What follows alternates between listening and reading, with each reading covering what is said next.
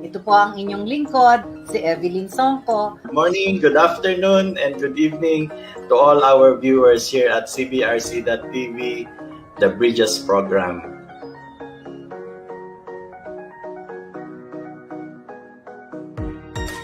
We build bridges of faith, bridges of hope, and bridges of love.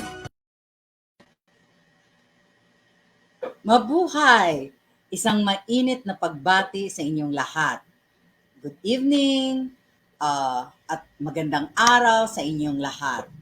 Ang ating programa ngayon ay hatid ng Basic Environmental Systems and Technologies at ng Women in Infrastructure Foundation, Inc. At of course, hatid din ito ng Law Alumni Foundation, Inc. at ng UST Alumni Association, Inc. Ito po si Evelyn Songko at syempre, kasama ko ngayong gabi si Attorney Dwight Ramos, ang Second Vice President ng LAFI o Law Alumni Foundation, Inc. Okay. Attorney Dwight. Oy, kamusta ka? Parang hindi tayo naman, nakita. Doc Evelyn. Yes, and so good evening sa ating lahat. Yes. Okay. Good evening so, alam ko excited ka eh.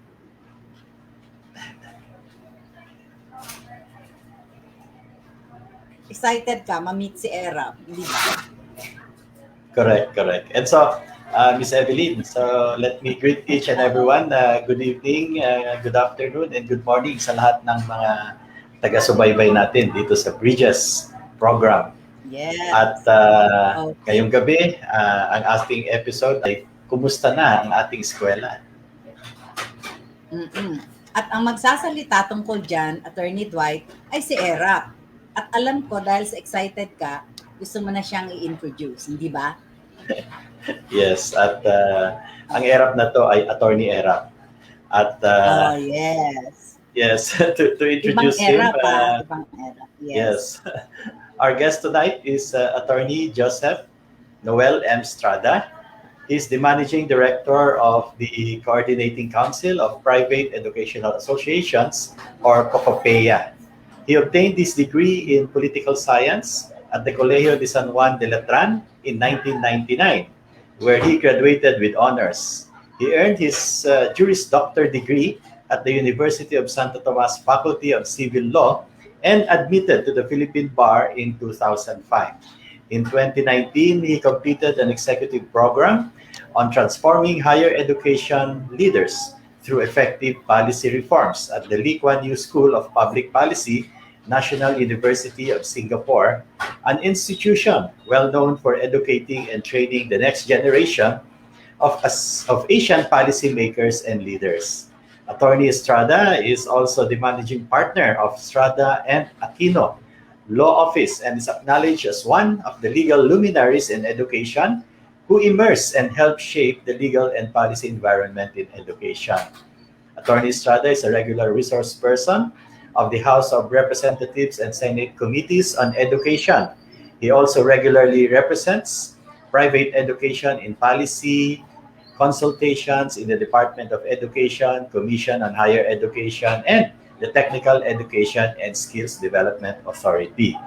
Attorney Estrada helped draft RA 10533, or the Enhanced Basic Education Act of 2013, and was also instrumental in the passage of Republic Act 10687, or the Unifast Law in 2015.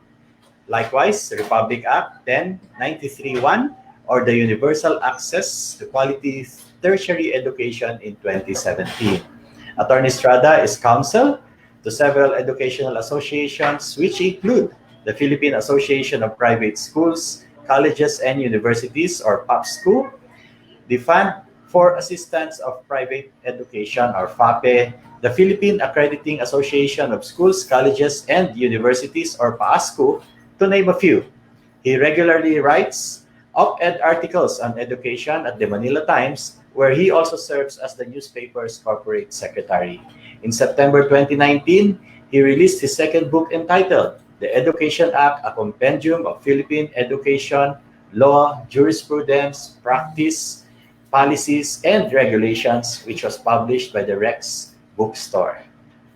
So, Atty. Estrada, welcome to the show and good evening. Good evening, Dwight, Attorney Dwight, and good evening, Dr. Evelyn. Thank you for inviting me at the Bridges Forum. At maraming salamat at magandang gabi din sa ating mga fellow Thomasians and all those who are watching us in the Facebook page, social media platform. So, magandang gabi po. Yes, Ako, magandang good evening. gabi, Attorney Joseph. Oo, ako, tuwang-tuwa kami. Welcome to Bridges. Finally, na-invite ka namin, ano? Matagal tayong hindi nagkita. Pero I'm sure you are very, very busy. Kasi talaga ngayon, concern. Hindi kasama sa pandemic, concern natin itong ating mga eskwela, no? Ang edukasyon. Kaya dito sa topic natin ngayon, sa ating kwentuhan, gusto nating malaman ano na nga ba ang nangyayari sa ating eskwelahan at sa ating mga eskwela. Pero unahin muna natin, ano yung nangyayari sa ating mga eskwela. Diba? Ikaw alam mo namin, ikaw marami kang alam dyan. Share mo nga sa amin, Attorney Joseph. So, tama ka, Dr. Evelyn. Education is really everyone's concern. Lalo na ngayong pandemic. No? So, education is one of the hardest hit sector, one of the hardest hit sectors. And not only there, all over the world. No? So, ang unang mapapansin natin, it's all over the news. So, we have not reopened our physical classes no, to students. We are just one of the 2 countries all over the world. Imagine 195 countries all over the world. Dalawa na lang tayo, no? Ng Venezuela, I think, no? So, na hindi pa nagbukas since the pandemic began. So, siguro nung una, masaya ang mga estudyante, pero I think ngayon tumatagal na rin tayo. They miss socializing with their classmates, with their teachers. So, merong downside yan, may effect yan. Merong learning loss yan na tinatawag. No? And not only that, the enrollment is down no? In the private schools, in the private education sector. We're just 67% of our enrollment last year. Pero yung last year's enrollment is just half of the enrollment pre-pandemic nung school year 2019-2020. So, halos kumalahati lang tayo. And 865 schools closed last year. Imagine, no? Ilan ang teachers, ilan ang faculty, school personnel na displaced. And then you have around 400,000 students transferring from the private to the public school system. So, talagang isa tayo sa hardest hit na sectors as I've said, no. Hindi lang dahil dun sa pandemic mismo, hindi lang dun sa health crisis but because of the economic crisis, no. Maraming nawalan ng trabaho, maraming nabawasan ng kita, the economic activity is also down. So it affected the parents, their ability to send their kids to the private school. So marami pa.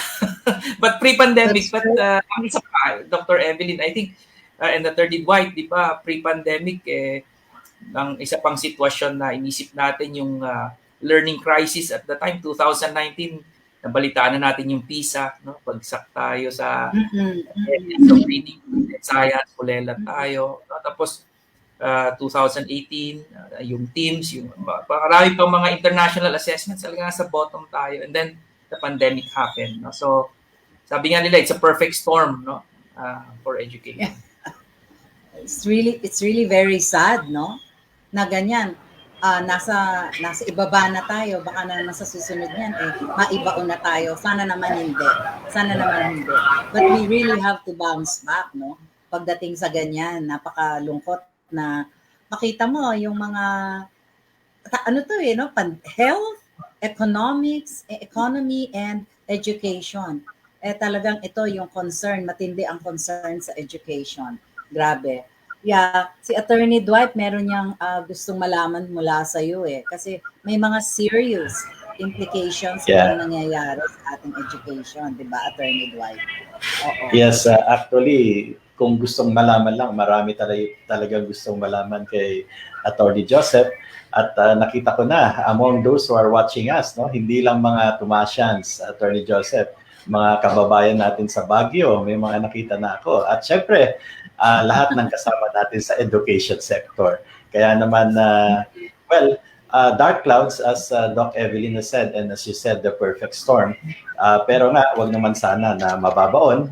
I think there's another principle, ang sabi nila, when you're down, there's nowhere to go but up. So, we're hoping really na We hope really we will go up. Yes, yes. And so, yun yung sa mga eskwelahan. Attorney Joseph, yung mga estudyante naman, can you give an overview of what is really happening now in this time of the pandemic? Yung online lang bang classes ang kanilang concern, or there are a lot more? Well, sa ngayon, ang isang glaring na effect ng pandemic and online classes, yung remote learning, meron tayong nakitang digital divide. No? That's very unfortunate. Dati, social divide lang, di ba, pagdating sa estudyante, yung mga cannot afford, pumapasok ng walang laman ng sikmura, hirap sa buhay. Ngayon, hindi na lang yon. The digital divide is glaring. Kasi yung may access sa gadgets, sa internet, lamang na lamang sila. Yung walang makain ngayon, problema pa ang gadgets at how they can connect. Kung sa public schools naman, it's also talagang very difficult using modules. As I've learned also in one of the Senate hearings, ang ratio daw is 1:2 na students. Naghihiraman pa ng modules. No? Pero ang isang turning point, baka naman sabihin ng ating mga nakikinig, ganun ba? Is it all bad? No? Wala bang kahit man lang konting silver lining?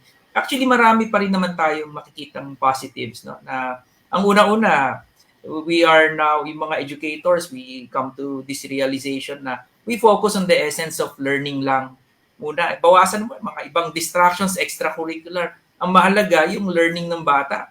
Actually, ngayon, hindi na nga kung how you teach it, di ba? But ano ang impact sa learners? Paano sila natututo? That's one. And number two, nagkalapit-lapit yung parents at yung kanilang mga anak. No? Because the right and the responsibility to rear children, including to educate them, that is actually the primary right and duty of the parents before even the state, di ba, in the school. So, yan naman may mga rin tayo positive effects sa atin. But again, we'll have to find a way to capitalize on those positives and diba, before the negatives overwhelm us all. No?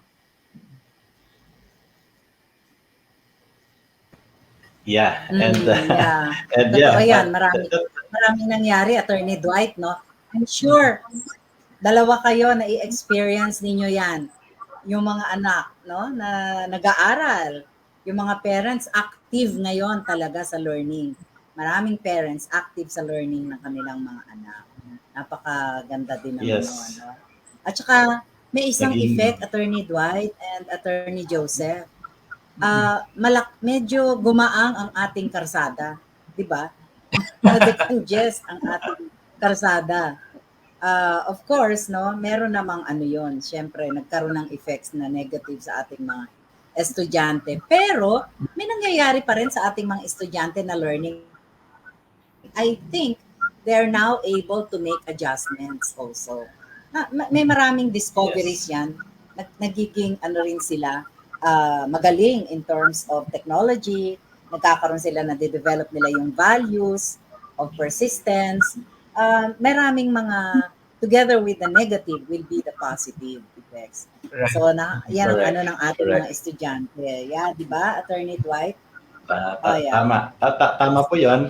And as you said nga, no, there are certain positives like the technology, di ba?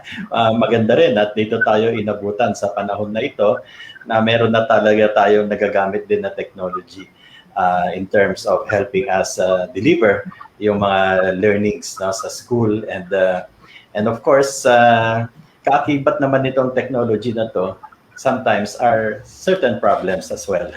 And syempre Attorney Joseph, marami rin nakikinig sa atin yung mga lawyers who are in education. No, nakita ko nandyan din sila. And I think one of the things that we should probably discuss is yung technology na yan and its effect, no? Alam natin kung minsan may mga kaso na rin na lumalabas, no? In relation to the technologies that we have now and may effect din sa mga estudyante natin. So I think one of the popular cases is the Vivares case, Attorney Joseph. Could you give us a background of this? Oo. Well, ibalik ako lang muna yung sinabi ni Dr. Evelyn, no? Na talagang walang traffic, no? Pero ang traffic na sa internet, no? Virtual spaces. Oh, yeah. And our students are there, no? So they all are there. They are interacting, no, among themselves, with teachers, with other people na we don't even know, no? Even with people in other parts of the world. And if you are a school owner or an administrator, you're a teacher, you're concerned, no? Of course, welfare ng mga estudyante because they're in this virtual space, no? So ito nga yung and then because of that, you also get concerned about student discipline. Yung sinabi nyo kanina, Oh, yung yes. the values, syempre katulad UST, di ba? You want to exact upon them those values or Thomasian values. Kaya lang, paano mo masisiguro ngayong they're exposed to many, no, influence and factors in the internet, no? So kaya yung nababanggit nga binanggit ni Attorney Dwight na Vivares case, yan ang isa sa mga ngayon landmark cases, no, in 2014. This is about the authority of the school to discipline students for their misconduct in cyberspace. No, kasi ngayon it becomes very relevant, no, kasi hindi naman natin inakala na imagine mo ngayon sisitahin mo yung misbehavior ng bata sa internet, right? Can you imagine doing that? No, marahil nung Vivares case in 2014 hindi siya usual, no, but it involves also Facebook. So that case actually involved, no, two minor girls, no, taking selfies and posting it on their Facebook accounts, no, in their undergarments. So sila ay nasita ng mga sisters, no, St. Teresa's College of Cebu. Baka nakikinig o nanonood si Sister Cora. Good evening. So sila ay na-discipline, no, because of that, and they were not allowed to join the graduation march. No? So it was challenged by the parents, violation of privacy, pero the Supreme Court upheld the right of the school to discipline them. Pero ang isang Attorney Dwight, kasi noong time na yun, hindi pa fully implemented ang ating Data Privacy Act. So that's another factor for our lawyers na to watch out for, no? So baka mabago pa itong jurisprudence na to, no? I think soon, no? because of this case. Good evening kay Tessa. Naku, nakita ko nag-comment from CAP. So, Dami namin nanonood sa iyo eh. yan naman. Kita ko sila kanina pa eh. Oo.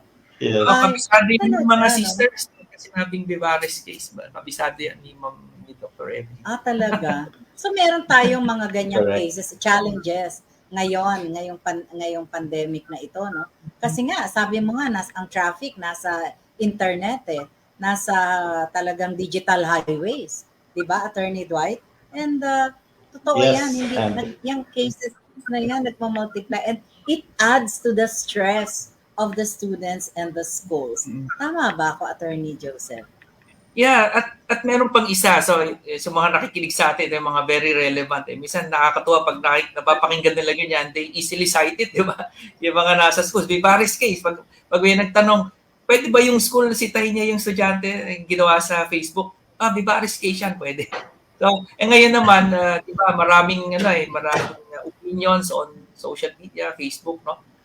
On many things.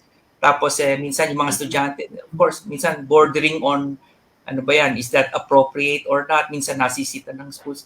So ngayon naman, yung lagi kong binabanggit, yung Tinker case, this is an old American jurisprudence na sinasite din natin dito sa ating jurisdiction, no? Ramento versus Malabanan, Non versus Daines. Na this is about freedom of speech and expression ng mga estudyante. This is an old 1969 case, pero makikita mo, pabalik tayo doon sa prinsipyo na yan. Hanggang ngayon, no? Na sinasabi nga ng ating courts na, no? The students and the teachers do not shed their constitutional rights to freedom of speech and expression at the schoolhouse gates. So ngayon, pag nag-post ka, freedom of speech and expression pa rin yan. Except na lang kung yung pinost mo ay substantially disruptive to the education process. So yan ngayon ang these are the things that come to mind, no? Because we post a lot, we express our opinion. The students ngayon, they're very, di ba, aware of the many social issues, and they voice out their feelings, di ba? So it's a good way of reminding everyone, the schools and the students, about this Tinker case. Yes. At Mm-mm. Yeah. at ang Ano yun? situation, Paano yun substantially disruptive? Di ba, Ang wala hirap gulo. nun i-determine, Oh, hindi kaya. kasi noon, Dr. Evelyn, kasi noon, ang pagsabi mong substantially disruptive, using a form of expression, noon kasi yung nagrarally, di ba? Haharangin mo yung hindi makakapasok yung teachers at mga estudyante. Yun, maliwanag. It disrupts the education process. It disrupts the classes. Ngayon, hindi naman nila na-envision na ngayon siguro, ikaw ay you voice out, pero social media, internet. Pero maraming sitwasyon, it depends on the situation, di ba? Marami kang pwedeng gawin na masabotage mo yung learning, yung education process through fake news, for example, di ba? Or through casting aspersion on school administrators. Huwag kayong pumasok sa klase ni Ma'am Evelyn, di ba? Di ba? So, covered by freedom of speech, di ba? Pag ganyan. Yeah. Oo nga, oo. I see. I can draw the line. Yeah, Attorney Dwight. yes, and way before and up to now talagang ganyan yung issues, and laging sa free speech din umiikot yan. And now lang talaga ang daming provocation. yun ang isa pa, I think, in the internet, no? Syempre marami kang nababasa, maraming mga trolls, they can actually provoke a student to do something. So these things kailangan talaga have to be kept in mind. And pasalamat tayo, nandito rin si Attorney Joseph, and very few lawyers din talaga specializing in the education sector. Kaya syempre pag nagkita-kita yan, I can see Attorney Mariel Guevara also, no? Some of those who are involved in education, I really have to watch out for this kasi ito yung mga tinatanong talaga, Doc Evelyn. Yeah, meron pa ako. Open nyo yung Joseph. Pag inopen nyo yung mga tungkol sa school. Kasi naalala ko lang, merong bagong case na sa US na naman. No? Freedom of speech din. Last June lang siya na decisionan. Ito yung estudyante na member ng cheerleading team ng kanyang school. Tapos hindi siya na-promote. No? So nag-post siya sa kanyang social media page minumura niya yung F the coach, F the school. Nabasa nung so tinanggal siya sa varsity team. Tinanggal siya. So ganun na naman, it was challenged. Ito ba ay freedom of speech or the school has the authority to discipline the student? Nanalo yung student pa rin. Freedom of speech pa rin. Hindi na satisfy daw ang material disruption of education. So, So, pwedeng gawin yan? Talaga lang? Siguro sa kanila, dito sa atin, I don't know how we will contextualize it in our own. Yeah. So, which means that if that decision applies to them, it does not necessarily apply to us? Ganun ba yun? Or we really can make use of that as reference? Yeah, kasi ang ating di ba, ang ating judicial system, marami tayong sinasite kapag wala nang dito applicable cases. We cite American jurisprudence. Yung Tinker case, we cite that in many cases. Here hanggang ngayon. So it has an influence in our how we decide on cases. I see. Napansin ko lang, no? Sabi nga ni Attorney Dwight, konti lang naman yung mga lawyers na nag-specialize sa field ng education. Paano ka ba napunta dyan sa field of education? Bakit naging yan ang interest mo? You have helped in the legislation of, in many legislations, no, related to education. Tapos, meron ka pang manual, no, for private schools. So, paano ka napunta dyan sa interest na yan? Sa usapin ng mga eskwelahan? Hindi ko nga alam Hindi naman ako magaling na estudyante. Well, it's a really a good story also kasi ako after I took my oath practice agad ako talagang kahit na wala pang masyadong experience talaga. I wanted to practice litigation. Yun a single-minded objective is to put up my own firm, no. Kaya lang wala naman ako masyadong kliyente so I needed a day job, no. And then para to fund that practice. And I was employed by Emilio Aguinaldo College then sa Intramuros, no. I was employed as a lawyer with the authority to practice. So they allowed me to practice. And nagkataon yung presidente doon is also the president of a school association, yung PAPSCO. Association of Yes. National Association of mga private community schools. And so ang sabi niya sa akin, umattend ka sa Congress, makinig ka doon at i-report mo sa board. Siguro naisip niya, wala ka namang ginagawa. Wala kayong masyadong problema. But instead of just observing there, punta ng Congress, nagpa-participate ako sa deliberation. So, and because of that, nagpalit na ng the following Congress, another set of congressmen. So, ako ay laging tinatawag na dahil alam ko na nasusundan ko yung mga bills. And I think that's how I got introduced to other schools, other associations. So, nung nabuo na yung aking law office with the help of the schools, yun na, nagkaroon ng special practice na yung aming law office on schools, on students, on teachers. Ganyan po. Yeah, so apparently you took it to heart. Wonderful journey, ha? Yeah, sineryoso naman ni Attorney Joseph at yan na nga, no?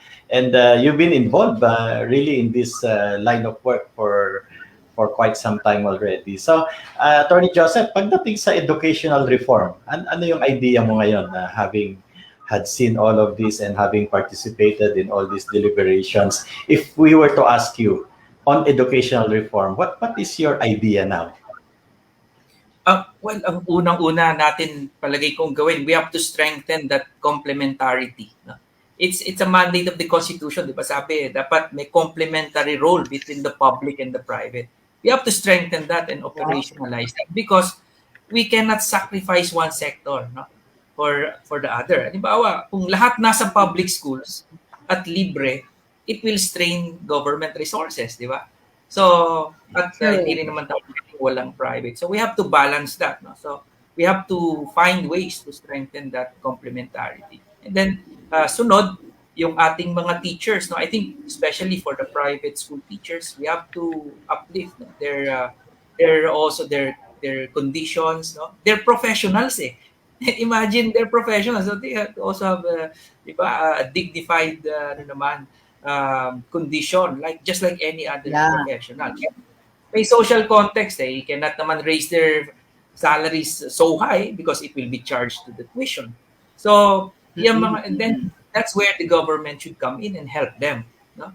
At sa public schools naman, it's government funded yung kanilang salaries pero it's not about money lang naman You also improve their working conditions. Hindi pwedeng, di ba, lahat na ng problema nasa public school teacher na binigay na natin and no amount of money can compensate that. Kawawa naman sila. So yan yung mga areas na pwede nating tingnan and we need to upskill and reskill our faculty, no? Strengthen our universities, our colleges, make them at par with universities in our neighboring ASEAN countries, Malaysia, Singapore. Hindi tayo matatapos ngayong buong gabi. Lilista ko lahat ng gagawin natin. Totoo yan. Parang ang daming needs, no? Ang daming needs. Pero may kakampi ka sa complementarity. Si Marlo, sabi niya, she agrees with you.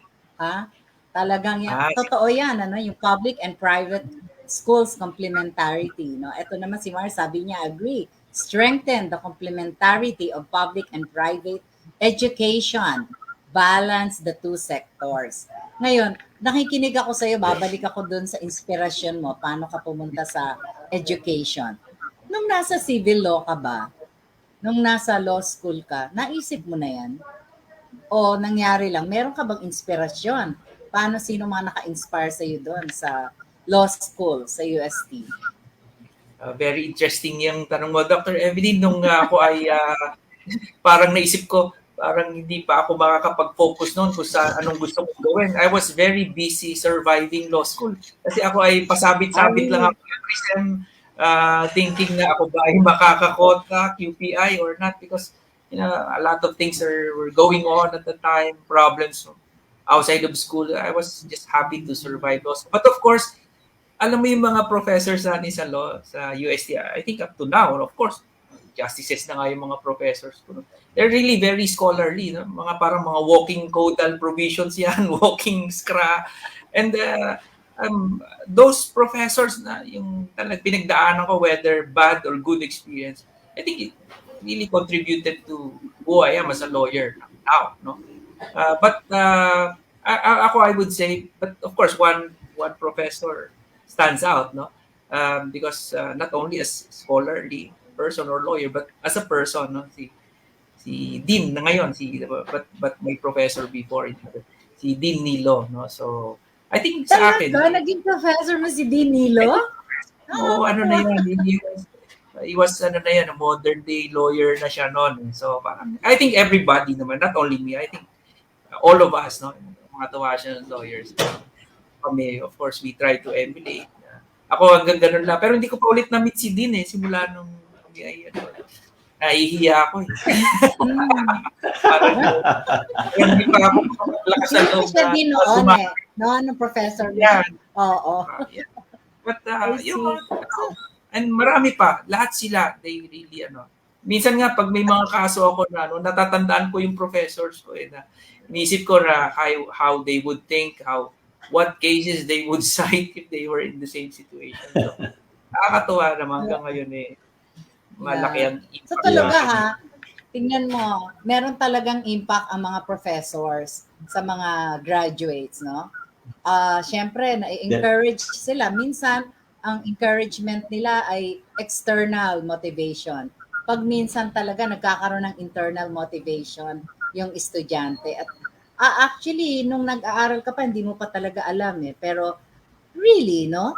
Your journey as a student of law and your journey as a lawyer is parang guided by the Spirit of the Lord. Tama ba ako? Parang ganyan no? Yeah. He puts pieces siguro into its proper place. And then, you're, exactly daw, sabi, may nag-agree.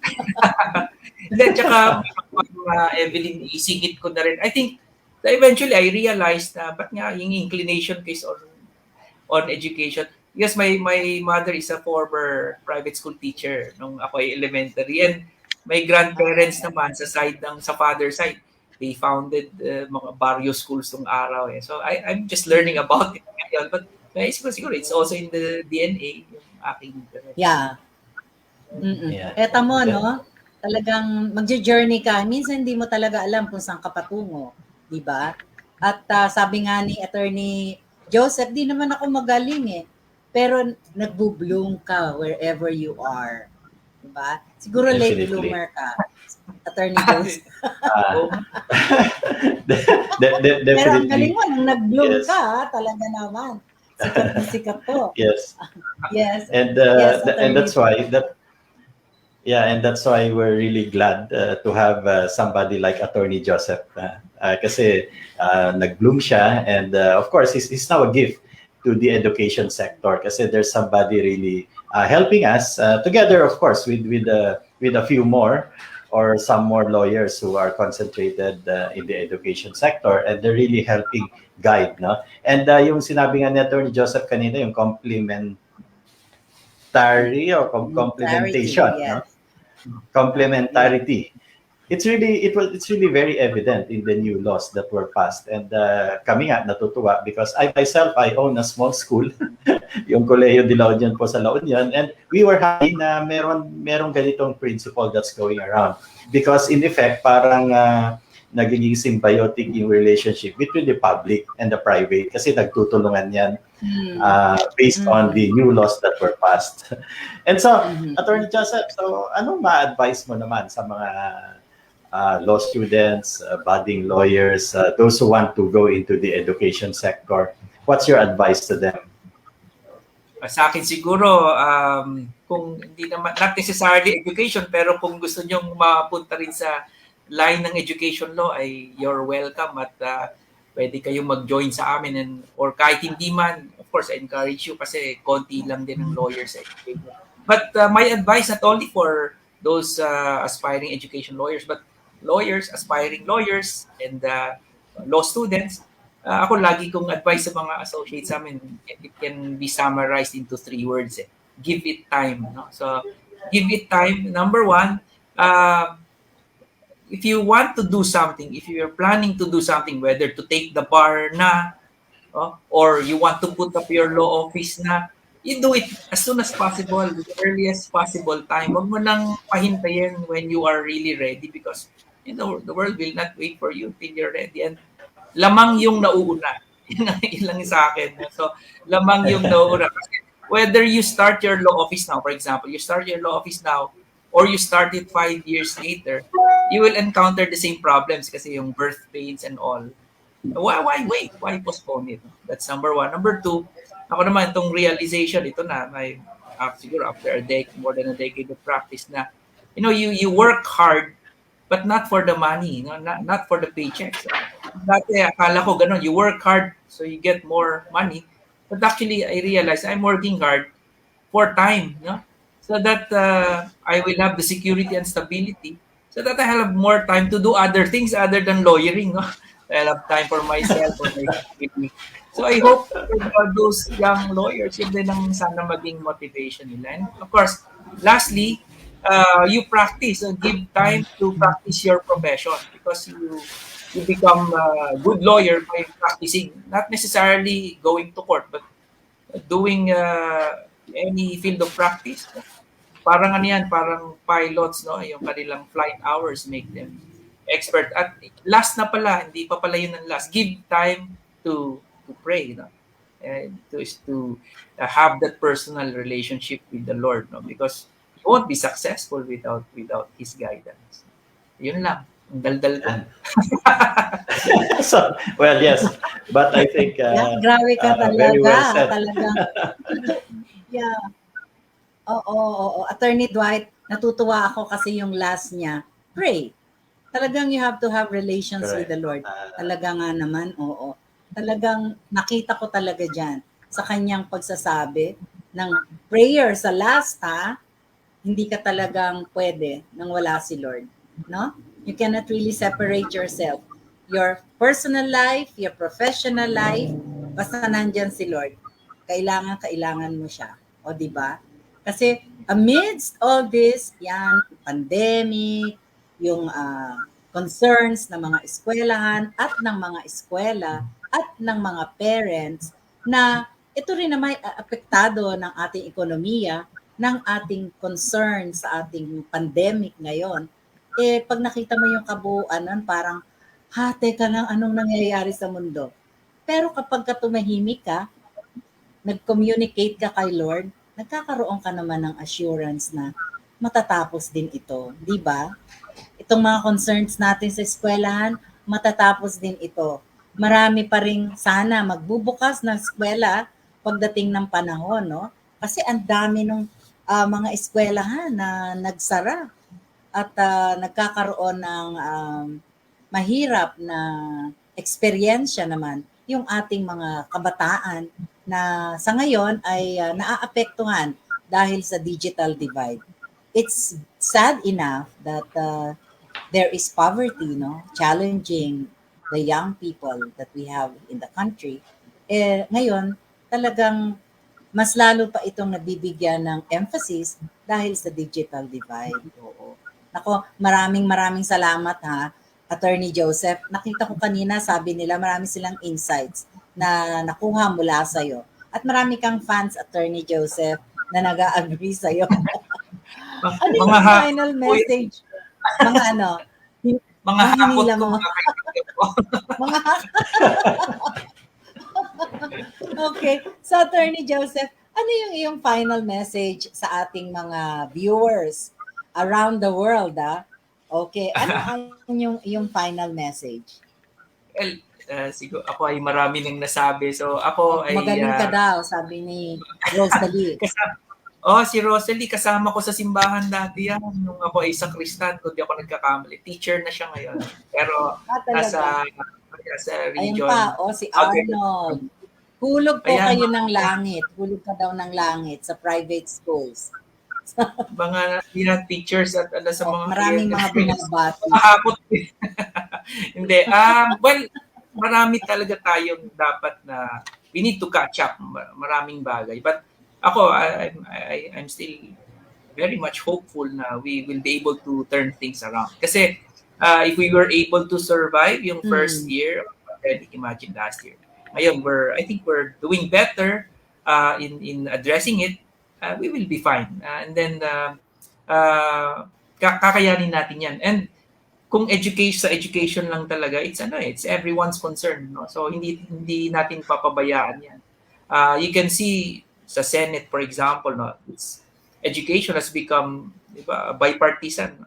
Non-partisan, sorry. It's a non-partisan issue. Yung sa tax, diba? Imagine, regardless of their political affiliation, they supported it because it's for education. Sabi nila, we need to save the schools. Let's not higher taxes. I'm very grateful. So, talagang, yan yung mga nagbibigay sa atin ng confidence na makakayanan natin. So, ako, message ko na lang is, magpapasalamat na lang ako sa lahat ng sumama sa atin this evening. And of course, sa inyo, Ma'am Evelyn, I'm very happy to see you, although it's virtual, Attorney Dwight.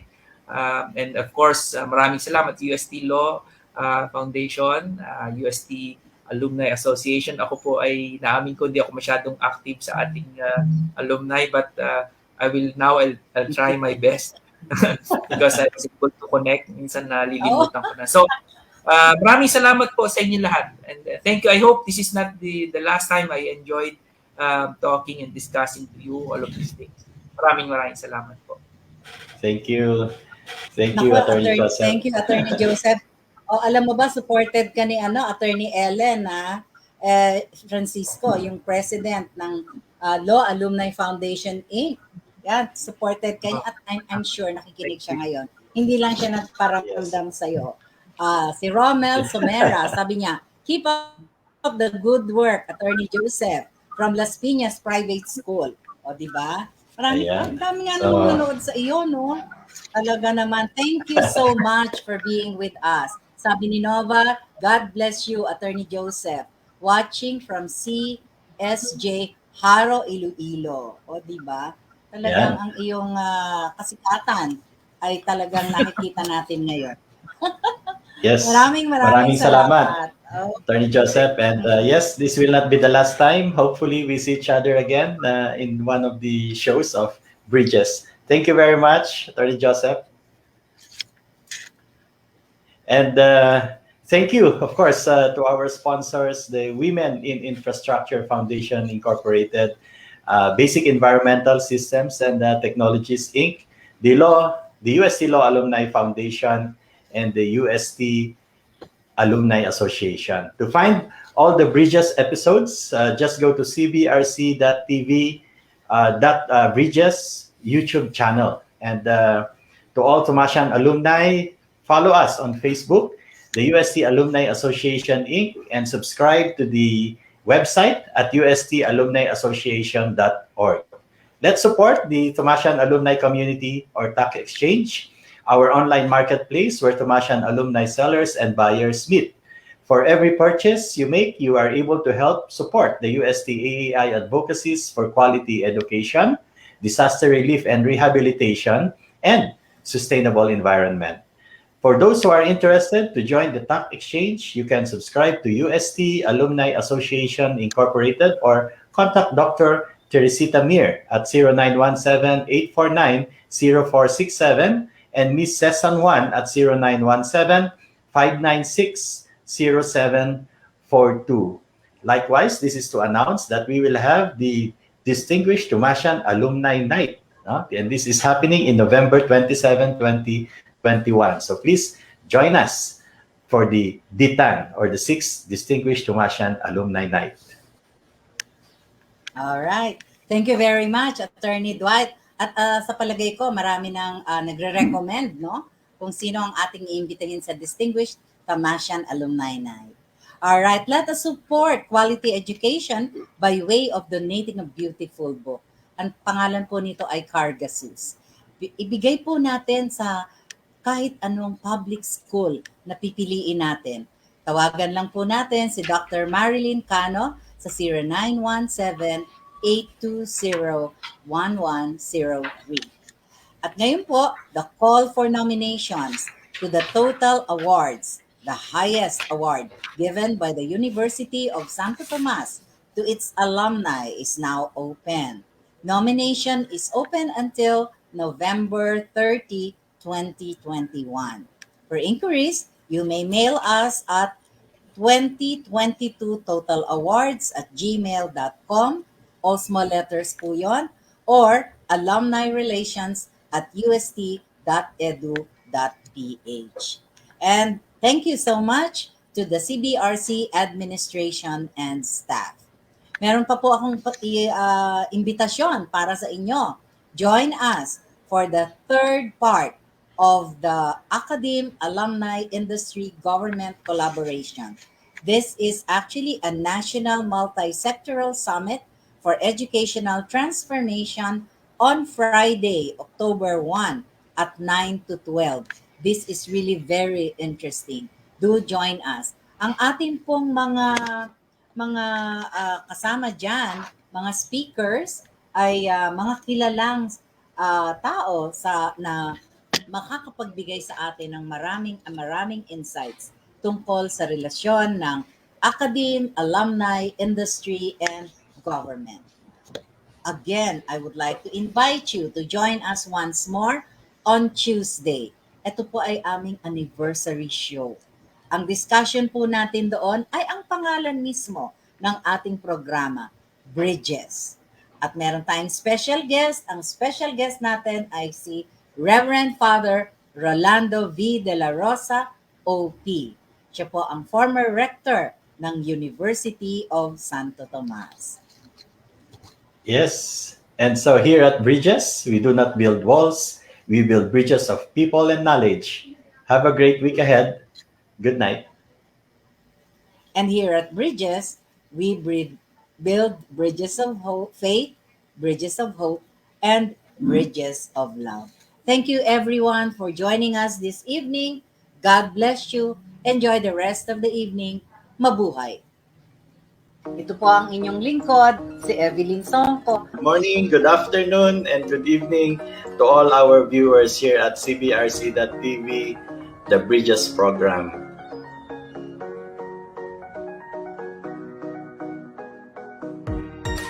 We build bridges of faith, bridges of hope, and bridges of love.